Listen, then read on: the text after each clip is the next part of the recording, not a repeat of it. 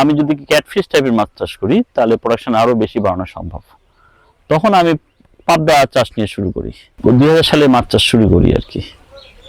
তো তখন আসলে আমি আমাদের রুই কাতল এগুলো মাছ নিয়ে চাষ শুরু করি। তো এগুলোতে প্রোডাকশন অনেক কম হইতো। তো তখন আমি দেখলাম যে এগুলো প্রোডাকশন কিভাবে বাড়ানো যায়। তখন আমি বিদেশ থেকে অ্যারোটর মেশিন সম্বন্ধে জানি, বিদেশ থেকে অ্যারোটর মেশিন নিয়ে আসি। নিয়ে তখন এগুলোর অ্যারোটর চালে মাছের প্রোডাকশনটা অনেকটা বাড়াতে সক্ষম হই। তারপর দেখলাম যে আমি যদি ক্যাটফিশ টাইপের মাছ চাষ করি তাহলে প্রোডাকশন আরো বেশি বাড়ানো সম্ভব।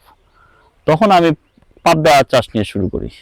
আর এখন আমরা যেটা করতেছি, পাবদা মাছকে বড় করতেছি, এখানে ইনভেস্ট আমাদের অনেক বেশি লাগতেছে। অনেক 1 বছর ধরে মাছটাকে পালন করতে হচ্ছে। এখানে ইনভেস্টটা আমাদের অনেক বেড়ে গেছে।